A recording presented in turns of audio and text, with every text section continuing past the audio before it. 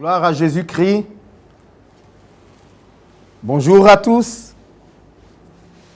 Nous sommes aujourd'hui dimanche 23 août 2020. Et certainement, quand vous allez commencer à vous connecter à nous, il sera 6 heures du matin. Bienvenue à notre 24e rendez-vous de Ésaïe 40, verset 9. Monte sur une autre montagne et publie la bonne nouvelle à toute la création, à toute la terre. Vous savez, pour vous qui avez l'habitude de nous suivre, vous qui êtes abonnés à notre site, vous qui vous connectez régulièrement à notre site, vous savez que Ésaïe 40, verset 9, est un programme spécial hebdomadaire d'exhortation et de révélation biblique pour la délivrance et la victoire finale du peuple béni de l'Éternel, notre Dieu. Cela fait déjà 24 rendez-vous que nous avons eus avec vous depuis quelques mois, depuis quelques semaines, depuis quelques mois. Et nous sommes en train de traiter un thème qui est même une question, que nous appelons le thème générique ou le thème en cours, qui est une question. Et voici la question. Comment, en tant que peuple de Dieu sur la terre, nous faut-il comprendre spirituellement l'avènement du coronavirus dans le monde de notre temps? Je reprends. C'est une grande question fondamentale et nous aurons le privilège, par la grâce de Dieu, de traiter cette question pendant quelques semaines encore. Nous avons commencé la semaine dernière, j'ose le rappeler. Alors voici la question qui est le thème générique. Comment, en tant que peuple de Dieu sur la terre, nous faut-il comprendre spirituellement l'avènement du coronavirus dans le monde de notre temps? Et nous avons dit la semaine dernière que notre réflexion, notre méditation va dans deux sens. Est-ce que nous devons comprendre le coronavirus uniquement comme l'avènement d'un nouvel ordre mondial satanique, c'est-à-dire Satan, qui vient instaurer un nouvel ordre mondial, qui vient imposer son règne sur la terre, le règne du diable, en balayant le règne de Dieu, ou bien nous devons aussi commencer à voir l'avènement du coronavirus comme un appel de Dieu à un mode de vie nouveau, un mode nouveau de vie, un nouveau mode de vie sur la terre. Est-ce que Dieu n'est pas en train de nous appeler à vivre autrement, à regarder les choses autrement, à regarder notre relation avec Dieu autrement? C'est à ces questions que nous allons répondre. Et aujourd'hui, je vous propose le thème du jour qui est intitulé ainsi « Face au coronavirus et ses commanditaires occultes, la révélation des fils de Dieu ». Je répète comme j'en ai l'habitude. Face au coronavirus et ses commanditaires occultes, la révélation des fils de Dieu. Et pour cela, pour traiter ce thème du jour, nous allons nous appuyer sur un texte de la Bible, parce que n'oubliez pas, nous sommes à un temps de révélation biblique. Romains chapitre 8, du verset 18 au verset 21. Nous allons lire dans la version Louis II. Romains chapitre 8, du verset 18 au verset 21. Je suis au verset 18 donc, j'estime que les souffrances du temps présent ne sauraient être comparées à la gloire à venir qui sera révélée pour nous. Aussi la création attend-elle avec un ardent désir la révélation des fils de Dieu. Car la création a été soumise à la vanité, non de son gré, mais à cause de celui qui l'y a soumise, avec l'espérance qu'elle aussi sera affranchie de la servitude de la corruption pour avoir part à la liberté de la gloire des enfants de Dieu. Amen. Je le répète encore, nous sommes à un temps de révélation biblique, c'est-à-dire que à partir de la Bible, nous captons la pensée de Dieu en ce qui concerne la situation dans laquelle nous sommes, en ce qui concerne les circonstances et les événements que nous vivons, que Dieu permet devant nous, que Dieu met devant nous et que nous vivons. Et par rapport au coronavirus, voici la pensée de Dieu. Pour comprendre l'avènement du coronavirus et bien l'interpréter, Dieu dit, regardons en Romains chapitre 8, du verset 18 au verset 21. Alors, qu'est-ce que nous pouvons dégager de là? D'abord que les souffrances du temps présent vont passer. Nous allons traverser le coronavirus. Nous allons vaincre le coronavirus et il y aura un temps de gloire, un temps de joie, un temps de réjouissance, surtout pour le peuple de Dieu. C'est pour cela, dans notre programme, nous disons révélation, exhortation et révélation biblique pour la délivrance et la victoire finale du peuple béni de l'Éternel. Au final, au finish, Dieu va gagner. Et le peuple de Dieu va gagner avec son Dieu. Nous allons faire gagner Dieu. Satan est en train de remuer sa queue, mais c'est nous, c'est notre Dieu qui va gagner. Alors, ici, la Bible nous dit, et c'est l'apôtre Paul qui parle, « J'estime que les souffrances du temps présent ne sauraient être comparées à la gloire à venir. » Il y a une gloire à venir pour le peuple de Dieu. Il y a une gloire qui sera révélée pour nous. La deuxième pensée que nous tirons de là, c'est que la création, c'est que la terre, c'est que le ciel, mais toute la création divine attend avec un ardent désir, aspire avec un ardent désir à la révélation des filles de Dieu. Car la création a été soumise à la vanité. Qu'est-ce que Dieu veut nous faire comprendre? Par le coronavirus, la création, la vie sur la terre est soumise, elle est prise en otage. Elle est soumise au dictat, à la dictature satanique des groupes mystiques, des groupes occultes. Satan est en train d'assujettir la vie sur la terre. Voyez ce à quoi nos dirigeants, de bonne foi certes, sont en train de nous amener à un bâillonnement. On nous ferme la bouche, on nous ferme le nez, on nous ferme même les yeux. On nous bande les yeux avec un masque. On ne peut plus s'exprimer, on ne peut plus parler. C'est ce que cela veut dire spirituellement. On nous impose le silence. C'est une sorte d'emprisonnement, de prise en otage. La vie est prise en otage. Avec le confinement également, il fut un temps où personne ne pouvait sortir, sauf ceux dont le métier les amenait nécessairement à bouger, tel que le corps soignant. Ils devraient bouger pour aller à l'hôpital, pour soigner les gens. Ceux qui devaient approvisionner le monde en pain, en nourriture. Mais le monde entier a été confiné, ville après ville, et même pays après pays, nation après nation. Pendant quelques semaines, tout était silence. Les avions ne bougeaient plus. Il n'y avait plus de communication. Il n'y avait plus de voyage. Il n'y avait plus de relations. Même dans la même famille, tout le monde pouvait être enfermé, chacun de son côté. C'est ce que le coronavirus a fait subir au monde. Et c'est ce que Dieu est en train de dire. Que la création est prise en otage. Et elle attend donc, elle attend une délivrance, elle attend une libération qui va être amenée par la révélation des filles de Dieu. La révélation des filles de Dieu va aboutir à la délivrance, à la libération du monde entier. La plupart du temps, je le dis avec mes amis, c'est nous qui allons libérer le monde. Et c'est vrai. C'est nous qui allons libérer la terre. C'est nous qui allons faire tomber les masques. C'est nous qui allons ouvrir les portes des entreprises. C'est nous qui allons ouvrir les portes du travail. C'est nous qui allons ouvrir les portes de l'administration. C'est nous qui allons ouvrir les portes qui sont fermées à cause du coronavirus. C'est nous qui allons ouvrir les chemins. Parce que c'est par nous que Dieu apporte la solution. Et c'est ce que ce passage nous dit et c'est ce que nous allons traiter ce matin. Et je répète donc le thème, face au coronavirus et à ses commanditaires occultes, la révélation des fils de Dieu. Alors, qu'est-ce que nous voulons dire? Qu'est-ce que nous voulons dire? Pour comprendre cela, je vais vous inviter à regarder encore, parce que je dis encore parce que nous l'avons déjà fait à plusieurs reprises, à regarder, à considérer la vie de cet homme des temps anciens, Job. Voyez, Job était un homme intègre et droit. Job était un homme qui craignait Dieu.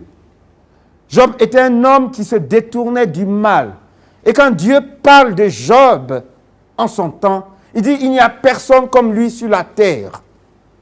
Pour ceux qui ne se souviennent pas, c'est dans le livre de Job, chapitre 1. Oh, je vais me permettre de lire quelques passages, quelques versets, pour que vous compreniez la profondeur de la déclaration de Dieu et du témoignage de Dieu en ce qui concerne Job. Allons-y donc en Job, chapitre 1. Je suis au verset 1, rapidement. Il y avait dans le pays d'Out un homme qui s'appelait Job. Et cet homme était intègre et droit. Il craignait Dieu et se détournait du mal. Il lui naquit 7 fils et 3 filles. Il possédait 7000 brebis, 3000 chameaux, 500 paires de bœufs, 500 ânesses et un très grand nombre de serviteurs. Et cet homme était le plus considérable de tous les fils de l'Orient. Verset 4. Ses fils allaient les uns chez les autres et donnaient tour à tour un festin. Ils invitaient leurs 3 sœurs à manger et à boire avec eux. Et quand les jours de festin étaient passés, Job appelait et sanctifiait ses fils, puis il se levait de bon matin et offrait pour chacun d'eux un holocauste. Car Job disait, peut-être mes fils ont-ils péché et ont-ils offensé Dieu dans leur cœur. C'est ainsi que Job avait coutume d'agir. Comme je l'ai dit la dernière fois, Job était un homme exemplaire. C'était le modèle d'homme tel que Dieu le veut sur la terre. Job était un bon mari, il était un bon père de famille, il était un bon père. Job était un bon citoyen. Dans tous les domaines de la vie, Job se révélait comme un homme excellent, comme un homme exemplaire, comme un homme modèle. Il n'y avait rien à lui reprocher, tant dans sa manière de servir Dieu que dans sa manière de vivre avec ses contemporains. En tout cas, c'est le modèle d'homme tel que Dieu le veut. Dieu lui-même va rendre témoignage de Job. Au verset 6, « Or, les fils de Dieu vinrent un jour se présenter devant l'Éternel. Et Satan vint aussi au milieu d'eux. Or, comprenez déjà ce tableau. Dieu en face de Satan, ou Satan en face de Dieu. Parce que sur la terre, j'ose ouvrir cette parenthèse, il y a 2 puissances qui agissent. Il y a 2 forces qui veulent régner et qui veulent s'imposer. Il y a d'abord Dieu, qui est naturellement et légitimement et légalement le roi des rois. C'est lui qui a créé ce monde pour qu'il puisse régner sur ce monde. C'est lui qui a créé les cieux et la terre pour qu'il puisse régner dans les cieux et sur la terre. Et c'est pour cela qu'on l'appelle le maître des cieux et de la terre. Et puis il y a Satan, l'opposant à Dieu, qui veut à tout prix déboulonner ou, j'allais dire, renverser le règne de Dieu pour établir son règne, notamment sur la terre. Satan veut prendre la place de Dieu sur la terre, dans le cœur des hommes, dans la vie des hommes. Satan veut établir son règne sur la terre. Et je m'avais vous dit tout de suite qu'au travers du coronavirus et de ses commanditaires occultes, c'est ce que Satan veut faire. Il veut aboutir à établir son règne sur la terre. Et c'est ce qu'on appelle généralement le nouvel ordre mondial. Un ordre satanique, démoniaque, un ordre sorcier. Alors Satan, les fils de Dieu vinrent un jour se présenter devant l'Éternel et Satan vint aussi au milieu d'eux. L'Éternel dit à Satan, « D'où viens-tu » Et Satan répondit à l'Éternel, « De parcourir la terre et de m'y promener. Je viens de parcourir la terre. » L'Éternel dit à Satan, écoutez bien ce que Dieu dit. « As-tu remarqué mon serviteur Job? Il n'y a personne comme lui sur la terre. C'est un homme intègre et droit, craignant Dieu et se détournant du mal. » Dieu présente Job comme un homme modèle. C'est-à-dire le fils qui incarne la présence de Dieu sur la terre. Tel que Dieu voulait quand il a créé l'homme au commencement. Adam et Ève étaient chargés d'incarner la présence, l'autorité et le règne de Dieu sur la terre. Dieu les a créés à son image, selon sa ressemblance, pour que Adam et Ève soient capables de faire régner Dieu sur la terre. C'est ce que la Bible appelle dominer. Bon, vous connaissez la suite, mais ce n'est pas l'objet de notre intervention aujourd'hui. Les choses n'ont pas marché comme Dieu voulait. Et ici, Dieu présente Job comme un homme modèle. Pour nous chrétiens, à part Jésus-Christ de Nazareth, l'homme parfait, ici dans la Bible, nous découvrons que Job est un homme presque parfait. Je dis presque parce que, bon, je ne sais pas s'il n'y a pas de défaut en lui, mais en tout cas, tel que Dieu le présente, c'est un homme exemplaire, un homme modèle, qui incarne, je le répète, la présence de Dieu, le règne de Dieu, l'autorité de Dieu sur la terre. Voilà ce que Dieu dit à Satan, pour dire que toi, le diable, toi, Satan, tu crois que tu peux réussir à imposer ton règne sur la terre. Mais moi, j'ai des gens, j'ai un joker, il s'appelle Job. J'ai un élu, il s'appelle Job. Il incarne ma présence, il incarne mon règne. En lui, on voit le royaume de Dieu qui se manifeste sur la terre. Voilà ce que Dieu dit à Satan à propos de Job. Il n'y a personne comme lui sur la terre. C'est un homme intègre et droit, craignant Dieu et se détournant du mal. Verset 9, Satan va répondre à l'Éternel. Est-ce d'une manière désintéressée que Job craint Dieu? Ne l'as-tu pas protégé, lui, sa maison et tout ce qui est à lui? Tu as béni l'œuvre de sa main et ses troupeaux couvrent le pays. Satan est en train de dire à Dieu, mais c'est normal. Tu le bénis, tu le gardes, tu le protèges, tu es toujours avec lui. Il n'y a donc pas de danger. Il n'a rien à craindre. Il est heureux, il est béni, il est prospère. C'est normal qu'il te craint. Mais est-ce que c'est d'une manière désintéressée? Et Satan continue en disant à Dieu, mais étends ta main, touche à tout ce qui lui appartient, et je suis sûr qu'il te maudit en face. Oh, voici le pari qui s'est engagé entre Dieu et Satan, à propos de Job. J'ai dit, Job est l'incarnation du règne de Dieu sur la terre. Et Dieu est satisfait, Dieu est fier de Job. L'âme de Dieu prend plaisir en Job. Et Satan vient pour demander à Dieu d'éprouver Job, de le mettre à l'épreuve en ce qui concerne la qualité de la piété de Job, en ce qui concerne la qualité de son service, de son amour pour Dieu, de son obéissance.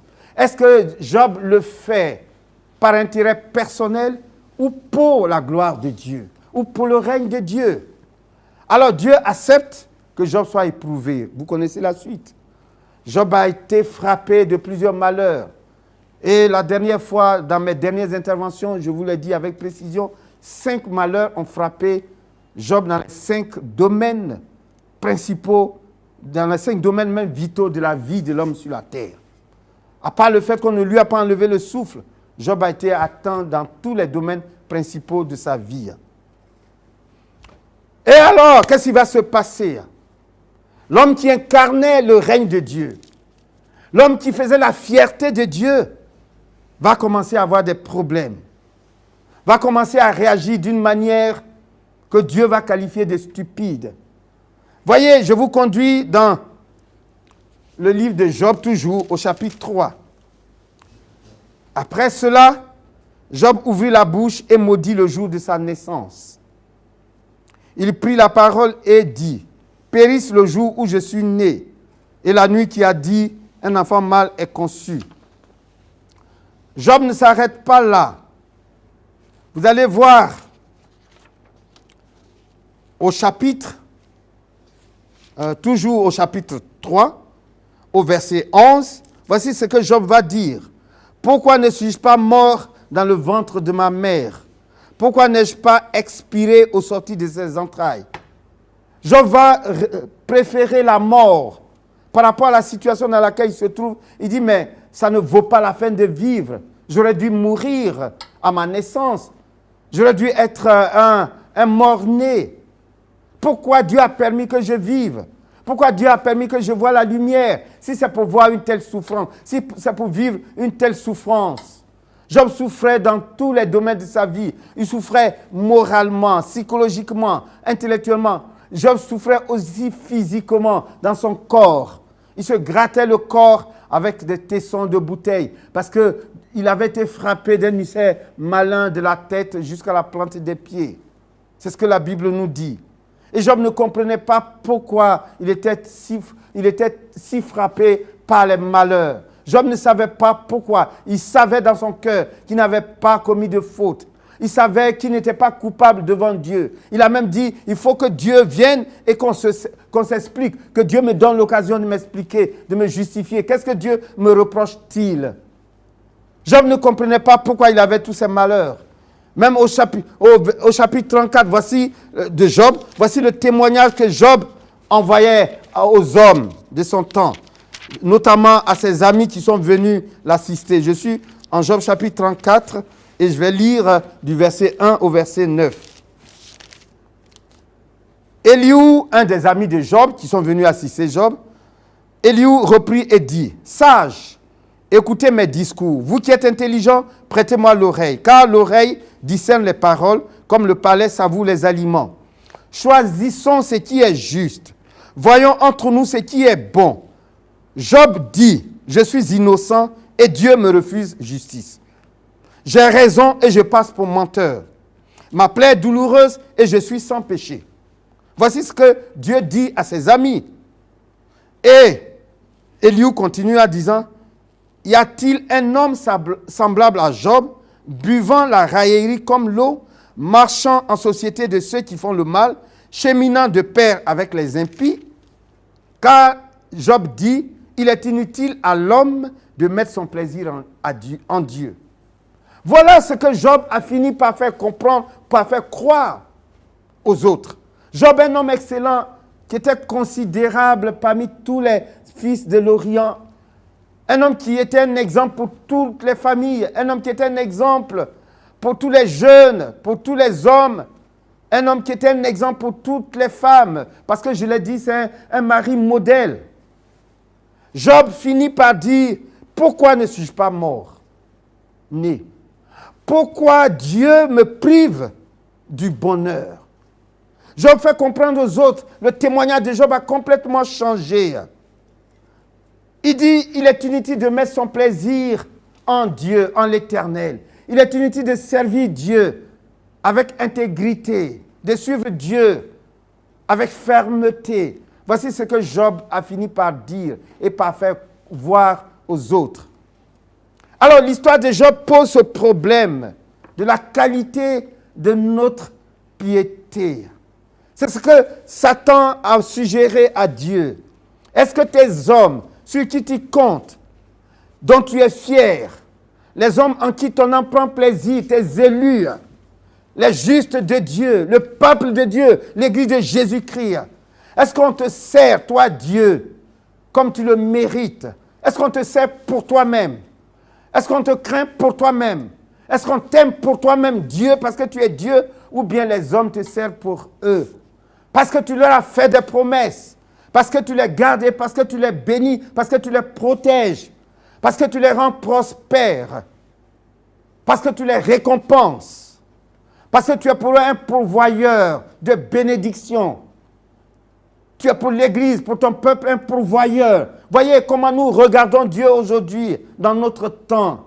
C'est pour cela que j'ai parlé de notre temps. Comment allons-nous regarder ce malheur qui nous arrive? Parce que Job a regardé ces malheurs comme étant quelque chose d'insupportable. Pourquoi Dieu se permet-il de le traiter de cette manière, alors que Job, lui, dit, j'ai fait des efforts pour plaire à Dieu? Aujourd'hui, l'Église, comment réagit-elle? Comment les filles de Dieu, comment le peuple de Dieu doit-il réagir devant le coronavirus qui frappe tous les domaines de la vie de l'homme sur la terre, sans aucune distinction? Les bons comme les méchants, les grands comme les petits, les forts comme les faibles, les riches comme les pauvres, sont tous frappés de la même manière. Le coronavirus sème la confusion, la terreur. Et le monde est comme emprisonné. Le monde est captif. Les solutions qu'on trouve, c'est de nous coincer, de nous confiner, de fermer nos bouches, de nous empêcher de réagir. Même dans nos églises, quand nous faisons nos cultes, on ne peut plus prier comme il convient. On ne peut pas crier à Dieu. On ne peut pas chanter correctement pour l'Éternel. On ne peut pas danser parce que nous avons des masques sur nos visages. Nous ne nous reconnaissons même plus. Il n'y a plus de communion fraternelle. Il n'y a plus de communion avec Dieu. Voilà où le coronavirus est en train de nous amener. Alors pourquoi Dieu permet-il cela? C'est ce que nous allons voir. C'est ce que nous avons commencé de voir depuis la semaine dernière. Et aujourd'hui, nous allons voir la révélation des filles de Dieu. Voyez, quand Dieu intervient dans l'histoire de Job, au chapitre 38, Dieu dit, nous l'avons déjà dit, donc je vais rapidement. Dieu fait un reproche à Job. Il dit, qui est celui qui obscurcit mes desseins par un comportement stupide, par des discours sans intelligence? Il dit à Job, pourquoi te comportes-tu comme ça? C'est comme si Dieu ne voyait pas la souffrance de Job.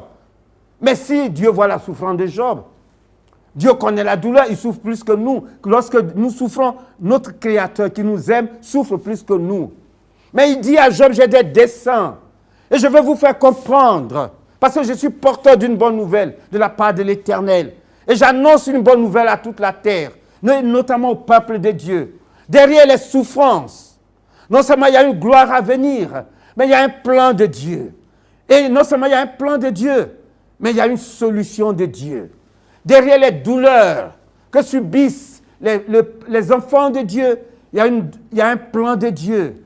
Rien de mauvais, rien de regrettable ne peut arriver sur la terre que Dieu n'ait permis, notamment en ce qui concerne le peuple de Dieu. Je veux que tu comprennes, que ce soit personnellement, individuellement, que ce soit au niveau des nations, que nous subissons les malheurs et les souffrances, il faut que nous sachions que Dieu ne peut pas permettre de tels malheurs gratuitement sans qu'il n'ait un but, sans qu'il n'ait une raison personnelle.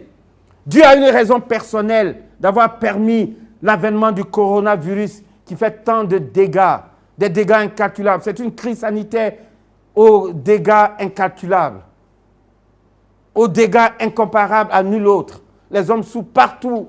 C'est la désolation, c'est la peur. Même les pays les plus développés ont peur. Ils sont obligés de s'emprisonner, de se confiner. Ils sont obligés de se soumettre à la loi du coronavirus. Mais nous savons que derrière le coronavirus, il y a des commanditaires occultes. Lorsque nous nous soumettons à la loi du coronavirus, nous nous soumettons à la loi, à la dictature des groupes et des groupuscules sataniques, des groupuscules mystiques qui veulent gérer ce monde. Les Illuminati, les francs-maçons qui veulent s'imposer au travers de nos organisations internationales, qui veulent s'imposer à ce monde. Et le monde, en acceptant de se confiner, et le monde, en acceptant de se fermer la bouche avec des masques, accepte l'asservissement, accepte l'assujettissement démoniaque et satanique auquel veut soumettre Satan et ses commanditaires occultes, Satan et ses suppôts humains, ces groupes et ces groupuscules occultes qui agissent, mystiques qui agissent sur la terre. Ce sont des sorciers qui veulent imposer le règne du diable au monde, qui veulent imposer le règne du diable aux familles et à toute la terre, et notamment au peuple de Dieu.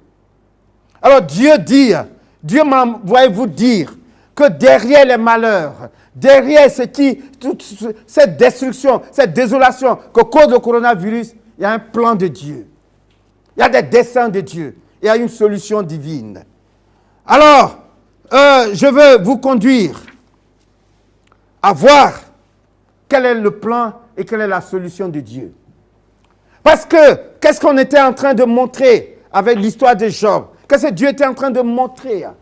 Qu'est-ce que Dieu attendait de Job? Que Job révèle la présence de Dieu. Malgré tout ce qu'il subit, que Job montre que lui, il sert Dieu d'une manière intègre, d'une manière ferme. Il sert Dieu pour Dieu. Que la piété de Job n'est pas égocentrique, elle est théocentrique. Voici la question que pose l'histoire de Job. Et c'est la question que pose l'avènement du coronavirus. Est-ce que notre piété est théocentrique ou bien égocentrique? Ça veut dire, est-ce que notre piété est centrée sur Dieu? Nous servons Dieu parce qu'il est notre Dieu. Nous servons Dieu parce qu'il est notre roi. Nous servons Dieu parce qu'il est notre Père. Et il est digne d'être servi. Il mérite cela. Ou bien nous servons Dieu pour nous-mêmes. Parce que Dieu nous garde. Parce que Dieu nous protège. Parce que Dieu nous bénit. Parce que Dieu a des promesses qu'il nous a faites et qu'il va accomplir à cause de sa fidélité. Voilà la question. Est-ce que Dieu peut compter sur nous pour son règne, quel que soit ce qui va se passer sur la terre, quel que soit le déchaînement des forces mystiques et occultes sur la terre? Est-ce que Dieu va trouver des hommes qui, parce qu'ils le craignent, parce qu'ils craignent Dieu et parce qu'ils se sentent appelés à faire régner Dieu sur la terre, ils vont toujours être debout? Ils ne vont pas flancher comme Job a failli flancher. Ils ne vont pas capituler comme Job a failli capituler. Voici la question de Dieu. J'ai quelqu'un en qui mon âme prend plaisir. Et Satan dit, est-ce que ce quelqu'un peut continuer à te servir, à te faire régner, à proclamer que tu es roi si on lui enlève tout ce que toi, Dieu, tu lui as donné? Alors Dieu veut régler ce problème. C'est pour cela que le coronavirus doit être regardé différemment. Au-delà de ce que c'est une crise sanitaire, aux dégâts incalculables, au-delà de ce que ça correspond à l'avènement d'un complot mystique occulte qui vise à asseoir un nouvel ordre mondial, asseoir le règne de Satan sur la terre. nous devons regarder le coronavirus comme un événement que Dieu a permis pour amener son peuple à se révéler comme de véritables fils de Dieu. La révélation des fils de Dieu. Parce que le monde est dans la désolation. Le monde est perdu. Le monde est désespéré. Oh, l'apparence que nous voyons avec les pays développés, ce n'est qu'une apparence. Mais tout le monde a peur. Tout le monde est désolé. Et c'est Dieu qui peut apporter une solution parfaite. C'est Dieu qui peut faire disparaître le coronavirus et ses menaces. Parce que le coronavirus menace toutes les sociétés. C'est Dieu qui peut mettre fin au travers de ses fils, au travers de son peuple. Parce que Dieu intervient sur la terre au travers des hommes qu'il a positionnés sur la terre et sur lesquels il compte. Et c'est ce que Dieu veut que je vous révèle. Alors nous allons voir comment Dieu veut que l'homme se comporte. Voyez, il y a une question ici que Dieu a posée à Satan. Il y a une remarque. Quand je lis dans le verset, dans le chapitre 2 de Job, où Satan est intervenu pour frapper Job d'un essai malin. Voyez, écoutez-moi bien. Je suis au chapitre 2 et je lis à partir du verset 3. L'Éternel dit à Satan, « As-tu remarqué mon serviteur Job? Il n'y a personne comme lui sur la terre. C'est un homme intègre et droit, craignant Dieu et se détournant du mal. Il demeure ferme dans son intégrité et tu m'excites à le perdre sans motif. » Il demeure ferme.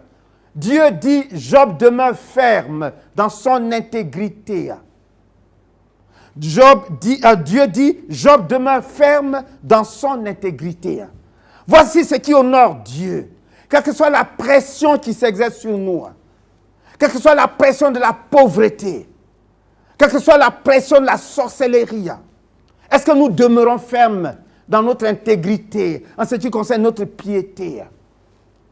Est-ce que quand tu es maintenant dépouillé de tous tes biens, peux-tu continuer à proclamer que l'Éternel est Dieu et que Jésus-Christ est Seigneur? Parce que c'est ce que le monde attend. C'est ce que toute la terre attend. La révélation des filles de Dieu. Ceux qui sont capables de dire que Dieu règne même lorsqu'il n'y a pas de raison objective de croire que Dieu règne. C'est ce qu'on a dit d'Abraham, espérant comme toute espérance. Est-ce que Job peut montrer que même si quand il est dépouillé de tous ses biens, qui faisaient sa gloire personnelle, Job continue de demeurer intègre. Job continue de demeurer ferme dans son intégrité. Et c'est ce que Dieu a dit à Satan. Et Satan dit, po. C'est-à-dire, touche maintenant à sa vie. C'est vrai, tu lui as enlevé, tu m'as permis de lui enlever tous ses biens, il continue d'être intègre.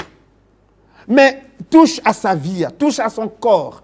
Et Dieu dit, tu ne vas pas lui enlever le souffle, mais vas-y, je te donne l'autorisation de toucher à son corps, parce que je suis sûr que mon élu, mon joker va tenir bon. Et c'est ce qui s'est passé. Donc la question est, quel est le degré, notre degré de rupture? C'est-à-dire, à quel moment pouvons-nous céder? Quel est le niveau de notre point de rupture? Voyez-vous, quand la pression augmente, qu'est-ce que nous faisons? Lorsque nous sommes démunis, lorsque nous sommes dépouillés, quand tu perds ton job, quand ton foyer est en lambeaux, quand ton mariage bat de l'aile, qu'est-ce que tu fais par rapport à Dieu? Toi, étudiant, quand tu échoues à tes examens, une fois, deux fois, trois fois, qu'est-ce que tu fais? Tu abandonnes Dieu. Voyez, il y a eu des événements dans ce pays qui ont amené des gens à brûler la Bible. Des bons chrétiens, apparemment, c'était des gens, des bons chrétiens. Ils croyaient en Dieu. Ils croyaient dans les prophéties de l'Éternel, qui étaient certainement de bonnes prophéties. Mais lorsque les choses ne se sont pas passées ainsi, qu'est-ce que le peuple de Dieu a fait? Qu'est-ce que certains ont fait? Ils ont jeté leur Bible. Il y en a qui ont brûlé leur Bible. Il y en a qui ont abandonné Dieu. Voilà le problème de Dieu avec son peuple sur la terre. Jusqu'à quand? Jusqu'où sommes-nous capables de résister, de demeurer fermes dans notre intégrité? C'est ça le problème. Aujourd'hui, les hommes de Dieu, qu'est-ce qu'ils font quand ça ne va pas financièrement? Quand leur ministère n'a pas le succès qu'ils veulent et que les gens entendent d'eux, qu'est-ce qu'ils font? Ils vont se livrer à la recherche de pouvoirs mystiques. Ils vont dans des coins où on leur donne des pouvoirs mystiques, des pouvoirs sorciers, pour venir agir. Ils s'allient à des organisations bizarres. Je ne veux pas dire certains noms, mais à des pratiques bizarres pour avoir le succès, pour avoir de l'argent, pour avoir la célébrité. Nous cédons. Or, nous sommes l'incarnation du règne de Dieu sur la terre. Mais finalement, en nous alliant à toutes ces organisations, et en nous livrant à toutes ces pratiques, qui faisons-nous régner sur la terre? Le diable ou bien Dieu? Est-ce que nous faisons régner la vérité, la justice? Ou bien nous faisons régner la puissance, qu'elle soit démoniaque ou satanique? Nous voulons être puissants, quoi qu'il en soit. Nous voulons être puissants pour montrer que nous sommes forts, que nous sommes des hommes de Dieu inspirés. Ouais. Mais en réalité, d'où nous vient notre puissance? D'où nous vient notre pouvoir? Est-ce que ce pouvoir vient du Saint-Esprit? Est-ce que ce pouvoir nous vient de Dieu? Un pouvoir propre, une puissance propre? Ou bien c'est une puissance occulte? C'est un pouvoir occulte. Un pouvoir qui est basé sur l'occultisme, sur la sorcellerie, sur le mysticisme. Voilà la question qui est posée par l'avènement du coronavirus. Et je vous ai dit que Dieu m'a amené à regarder la vie de Job pour comprendre l'avènement du coronavirus. Et nous allons donc voir qu'est-ce que Dieu attend de ses fils, la révélation des fils. Alors, nous allons partir en Matthieu chapitre 3. Matthieu chapitre 3. Et je vais lire jusqu'au chapitre 4. Matthieu chapitre 3, je suis au verset 13. Il s'agit de Jésus-Christ. Alors, Jésus vint de la Galilée au Jourdain vers Jean pour être baptisé par lui. Mais Jean s'y opposait en disant, « C'est moi qui ai besoin d'être baptisé par toi et tu viens à moi. » Jésus lui répondit au verset 15, je suis au chapitre 3 Matthieu, au verset 15, Jésus lui répondit, « Laisse faire maintenant, car il est convenable que nous accomplissions ainsi tout ce qui est juste. » Et Jean ne lui résista plus. Verset 16, « Dès que Jésus eut été baptisé, suivez-moi bien, il sortit de l'eau, et voici les cieux s'ouvrirent, et il vit l'Esprit de Dieu descendre comme une colombe et venir sur lui. Et voici une voix fit entendre des cieux ces paroles. Celui-ci est mon fils bien-aimé en qui j'ai mis toute mon affection. » Quand Jésus a été baptisé par Jean le Baptiste, il y a eu deux choses qui se sont passées, deux choses surnaturelles. Il y a d'abord une colombe. Le Saint-Esprit est venu sous la forme d'une colombe se poser sur Jésus-Christ. Et ensuite, ce que tous les hommes ont entendu, ce que les hommes ont entendu comme voix, une voix se fit entendre des cieux et fit entendre des cieux ces paroles. Celui-ci est mon fils bien-aimé, en qui j'ai mis toute mon affection. Dieu a présenté Jésus-Christ après son baptême comme l'élu de Dieu. L'élu en qui l'âme de Dieu prend plaisir. Il dit en lui, j'ai mis toute mon affection, je compte sur lui. C'est la révélation du Fils de Dieu. Dieu a révélé son Fils au monde. Il dit celui-ci, écoutez-le. Parce que c'est lui qui vient pour relever, pour démontrer le règne de Dieu. Il est le Fils qui incarne la présence et le règne du Père. Vous voyez, il est comme un prince. Un prince est celui qui incarne la présence et l'autorité du roi qui le représente. Dieu veut que nous soyons des princes et des princesses de l'Éternel sur la terre. En ce qui concerne la révélation et le maintien de son règne, nous sommes des princes et des princesses de l'Éternel, du roi des rois, pour incarner non seulement la présence, mais l'autorité et surtout le règne de Dieu sur la terre.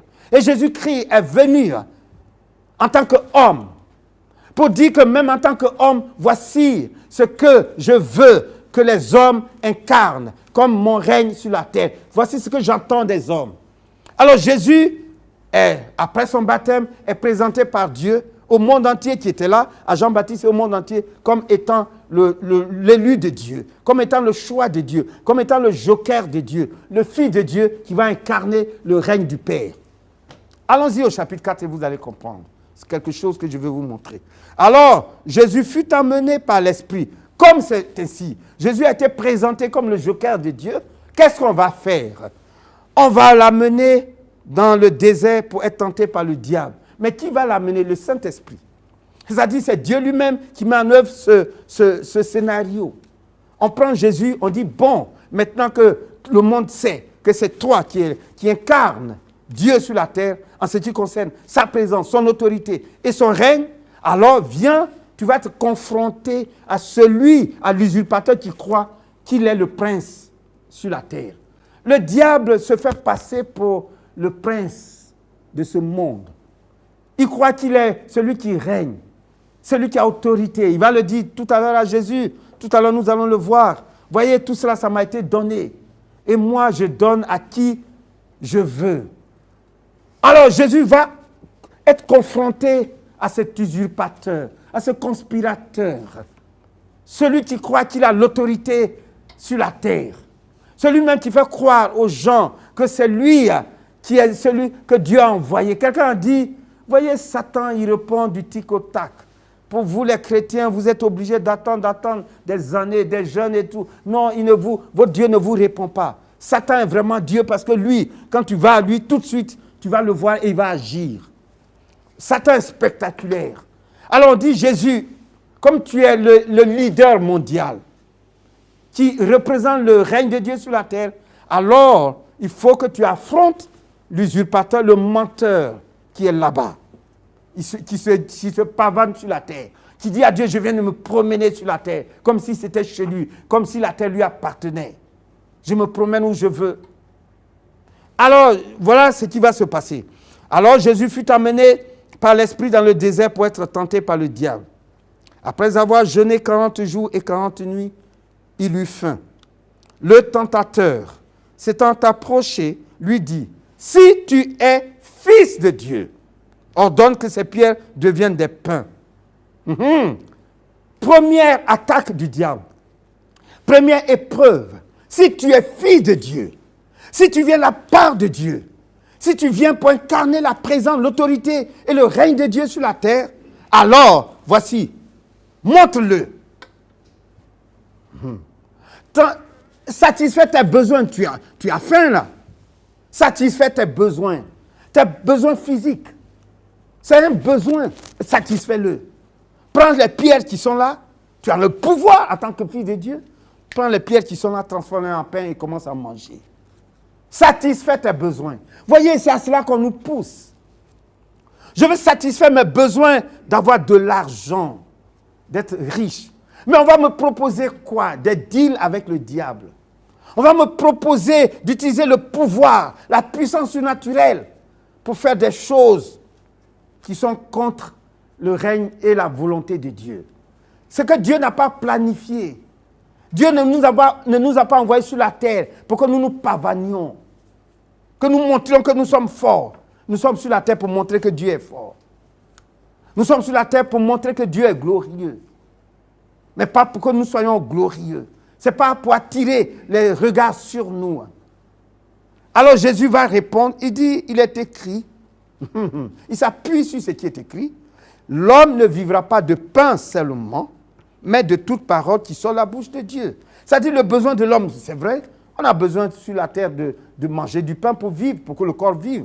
Mais l'homme ne vivra pas de pain seulement. Le plus important, ce n'est pas le pain. Le pain est bien pour nous faire vivre. Ce n'est pas l'argent que je vais avoir pour bien manger, pour avoir tout ce dont j'ai besoin. Ce n'est pas ça qui est important. C'est comment je vis par rapport à la pensée de Dieu, par rapport à la loi de Dieu, à la justice de Dieu, au commandement de Dieu. Est-ce que je plais à Dieu? Ce n'est pas parce que tu manges que tu plais à Dieu. Ce n'est pas parce que tu manges ce qui te plaît que tu plais à Dieu. C'est parce que tu obéis à Dieu que tu plais à Dieu. C'est parce que tu te soumets à la loi, au commandement de Dieu, que tu honores Dieu et que tu plais à Dieu. Voilà ce que Jésus répond au diable. Deuxième épreuve.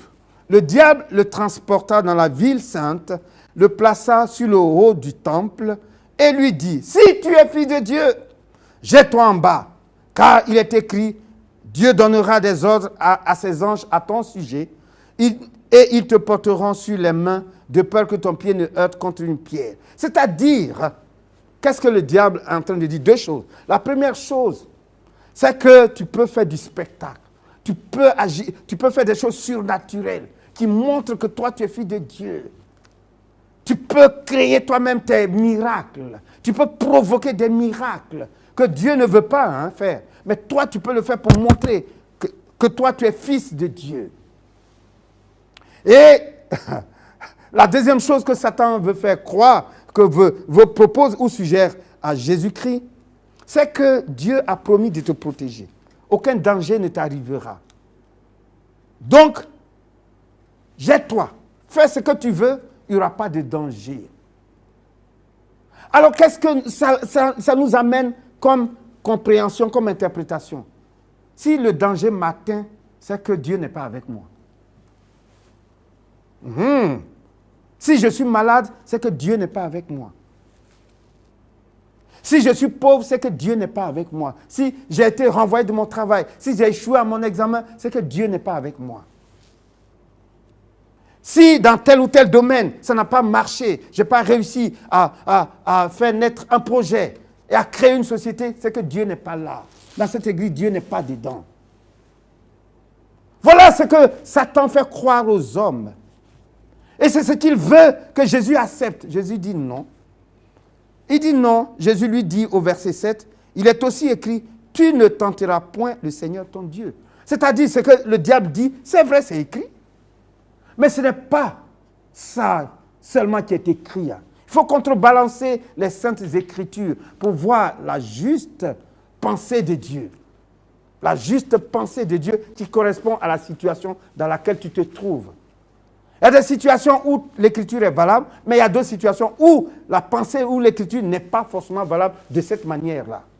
Voilà ce que nous devons comprendre. Et c'est ce que Jésus dit. Non, je suis fils de Dieu, bien sûr, mais je ne suis pas venu pour tenter Dieu, pour faire du spectacle, pour montrer que je suis fort. Et que, non, je suis venu pour montrer que Dieu est fort. Donc je ne ferai que ce que Dieu veut qu'on fasse au moment où il le veut et de la manière dont il le veut. Troisième tentation, troisième épreuve. Le diable transporta encore sur une montagne très élevée. Et écoutez bien, le diable lui montra à Jésus tous les royaumes du monde et leur gloire. Et le diable dit, je te donnerai toutes ces choses. Je te donnerai la gloire. Je te donnerai l'élévation. Je te donnerai la célébrité. Je te donnerai le pouvoir si tu te prosternes et m'adores. Voilà aujourd'hui ce que l'Église subit comme pression. Et le monde entier nous regarde. Comment allons-nous réagir? Le monde lui cède facilement. Il cherche la gloire. Bon, s'il y a quelqu'un ou quelque chose qui lui propose la gloire, il y va. Il part des contrats. Il fait des pactes et des alliances avec les forces mystiques occultes, avec la sorcellerie.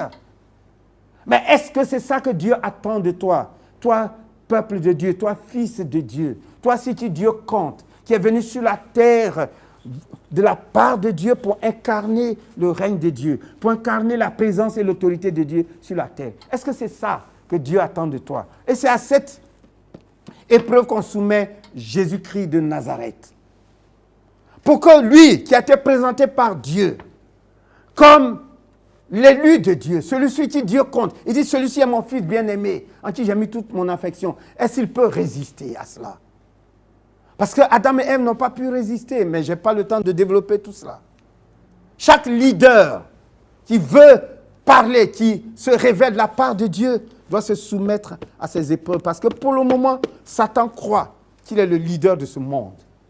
C'est pour cela que tous ceux qui veulent le pouvoir politique, tous ceux qui veulent la puissance économique, se lient au diable. Ils se prosternent devant le diable, d'une manière ou d'une autre. Ils acceptent un deal avec le diable.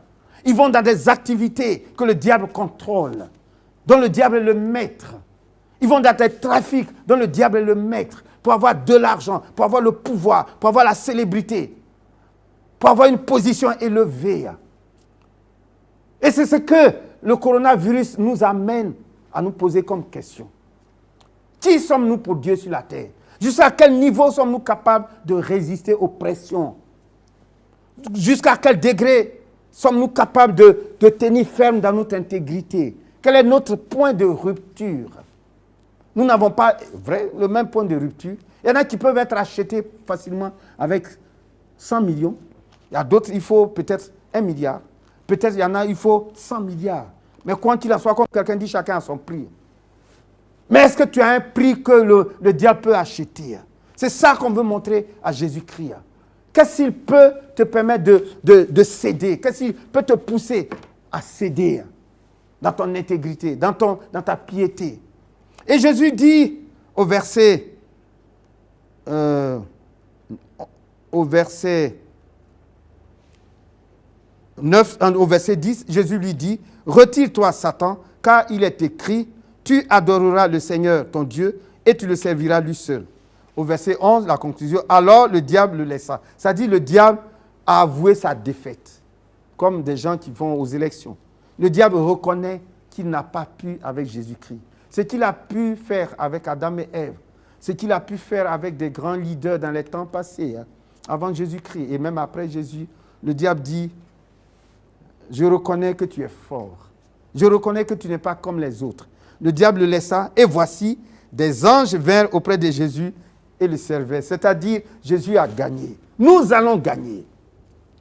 Nous allons réussir. Nous allons honorer Dieu. Nous allons glorifier Dieu. Comment pouvons-nous résister?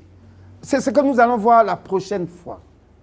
Comment pouvons-nous faire pour gagner, pour triompher? Comment pouvons-nous suivre l'exemple de Jésus-Christ et ne pas céder à la pression de ce monde?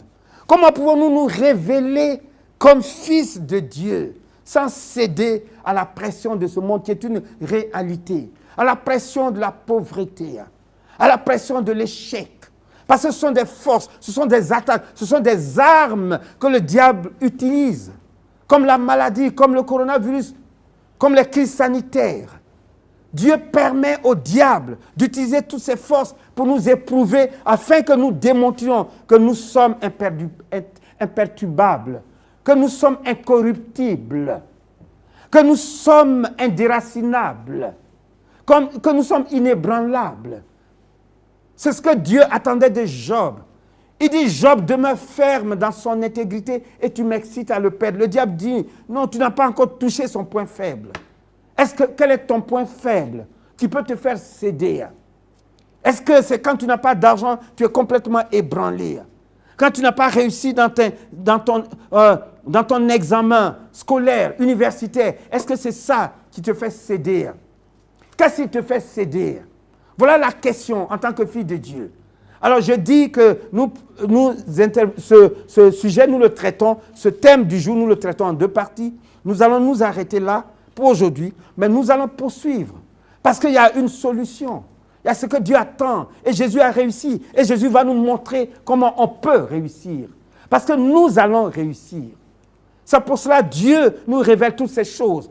Pour que nous nous préparions, pour que nous nous organisions à réussir, à être des filles de Dieu qui révèlent, non seulement qui révèlent la puissance de Dieu, la suprématie de Dieu, mais des fils de Dieu qui sont des instruments de la délivrance de ce monde.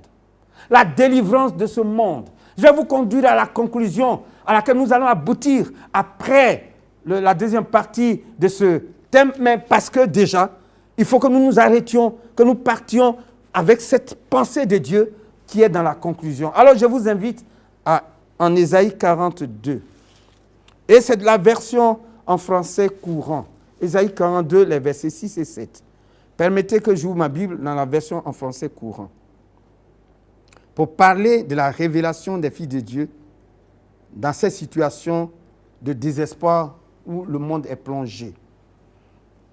Dieu dit, en parlant de son serviteur, parce que le verset 1 dit, voici mon serviteur que je soutiendrai. Mais nous allons au verset 6 et au verset 7. Je suis en Ésaïe 42. Le verset 1, je le répète, dit, Dieu dit, voici mon serviteur que je soutiendrai. Il est mon élu en qui mon âme prend plaisir. Et voici ce que Dieu attend de son serviteur, de son élu.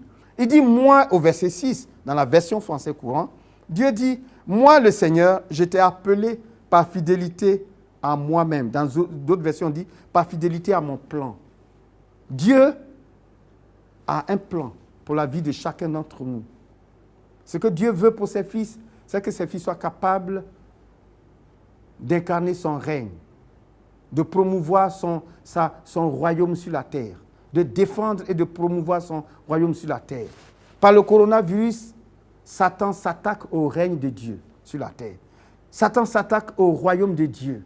Il faut qu'il y ait des fils de Dieu, des filles de Dieu qui sont capables de défendre le règne de Dieu, de défendre le royaume de Dieu et de le promouvoir, de l'étendre, de l'imposer, de déployer le règne de Dieu. C'est ce que Dieu attend de nous.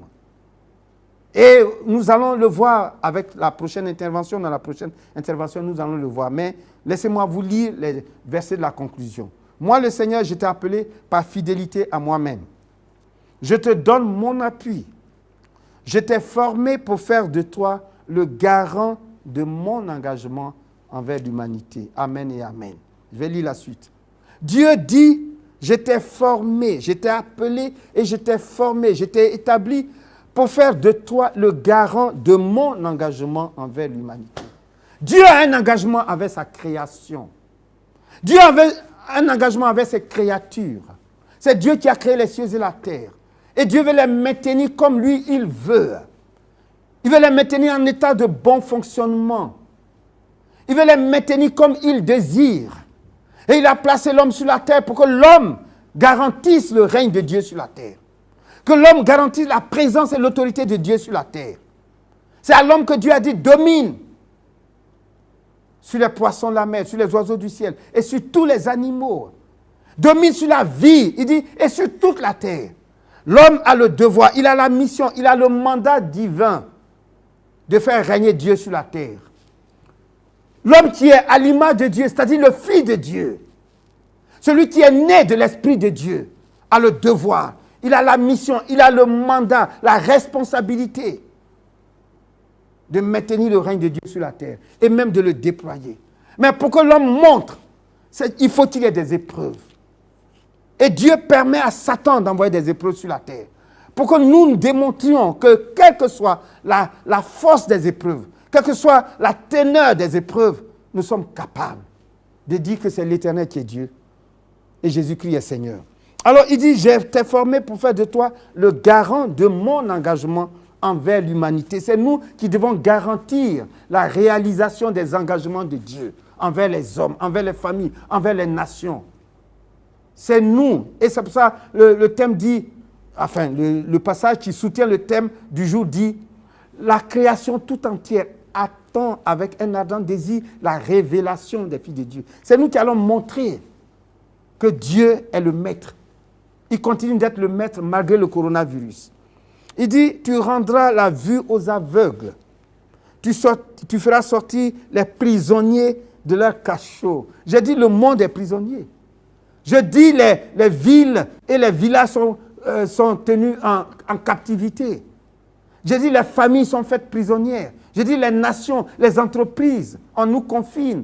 On nous bâillonne avec des masques. On ne peut plus parler, on ne peut plus s'exprimer, on ne peut même plus réfléchir, on ne peut plus réagir. C'est ça, le symbole des masques, c'est ça. C'est un symbole mystique, c'est un symbole occulte. On cache notre identité. Vous savez que les mystiques, les sociétés secrètes, dans leur cérémonie d'initiation, utilisent des masques parce qu'on veut cacher ton identité. On veut fermer ton identité réelle pour te donner l'identité du masque que tu portes. Et le masque que tu portes est toujours à l'image du diable. On veut nous donner une nouvelle identité en nous bâillonnant avec les masques. C'est vrai, scientifiquement, médicalement, ça a son sens. Il y a longtemps qu'on porte des masques, même en chirurgie, on porte des masques. Mais ici, ça a un autre sens. Parce que le coronavirus est de nature et de source mystique. Est de nature et de source sorcier. De nature et de source sorcière. Le coronavirus est un complot mystique. C'est un complot sorcier. C'est un complot diabolique. C'est un complot démoniaque. Et tout ce qui est lié au coronavirus, avec les masques, ce sont des symboles, la sorcellerie. Ce sont des symboles du mysticisme. Ce sont des symboles de l'occultisme. Des sociétés ésotériques, des sociétés secrètes. Et Dieu dit, toi mon fils, je t'ai formé et je t'ai établi pour faire sortir de prison les captifs. Tu retireras de la prison ceux qui attendent dans le noir et de la cachot ceux qui habitent dans les ténèbres. Dieu veut que nous soyons le garant de son engagement envers l'humanité. Alors, peuple de Dieu, alors vous qui avez le privilège d'être fils de Dieu parce que vous êtes nés de nouveau en Jésus-Christ, c'est à vous que je m'adresse. Nous avons une mission. Nous avons une responsabilité divine. Nous avons un mandat divin à accomplir sur la terre. Et l'avènement du coronavirus ne doit pas être regardé comme quelque chose d'anodin. Ah oui, ça va passer, on va trouver le vaccin. Non. Je vous l'ai dit la dernière fois, lors de ma dernière intervention. L'Église va se repenser. Le peuple de Dieu va se réinventer. Nous allons commencer à regarder Dieu et notre relation avec Dieu différemment. Parce qu'il va avoir et il doit avoir un avant-coronavirus et un après-coronavirus. Au niveau même individuel. On va croire que oui, les églises font ça, les pasteurs, les hommes de Dieu, voilà ce qu'ils font. Mais toi, dans ton ministère, pourquoi tu t'attaches à Dieu? Qu'est-ce qui te fait courir? Est-ce que tu attends de Dieu qui te bénit, qui te garde, qui te protège de tout danger, des maladies? C'est tout. C'est pour ça que tu sers Dieu. C'est pour ça que tu vas à l'église. Ou bien parce que Dieu est Dieu et qu'il mérite, en toutes circonstances, il mérite d'être aimé, d'être suivi, d'être servi. Le plus grand commandement de la loi, j'ose le rappeler, quand on a demandé à Jésus, il n'a pas hésité. Il dit, tu aimeras, et j'ajoute, et tu serviras le Seigneur ton Dieu de toute ton âme, de toute ta pensée, de toute ta force, de toute ton intelligence, de toute ta volonté, de toutes tes forces. Quelle que soit la pression qui s'exerce sur toi, reste debout dans ton âme. Même si ton corps est affaibli, reste debout parce que tu es une âme qui est précieuse aux yeux de l'Éternel. Alors mes amis, voici le message d'aujourd'hui. J'ai dit que le sujet, le thème du jour n'est pas traité entièrement. Ça c'est la première partie. Nous allons voir la deuxième partie à notre prochaine rencontre, à notre prochain rendez-vous, au 27e rendez-vous certainement, par la grâce de Dieu. Mais je rappelle que le thème du jour, c'était face au coronavirus et à ses commanditaires occultes, la révélation des fils de Dieu. Toute la terre attend de nous que nous puissions révéler la solution, le plan et la solution de Dieu.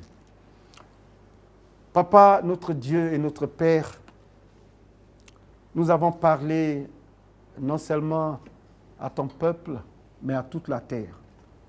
Parce que c'est toi qui nous as dit, monte sur une autre montagne et publie la bonne nouvelle à toute la terre, à toute la création.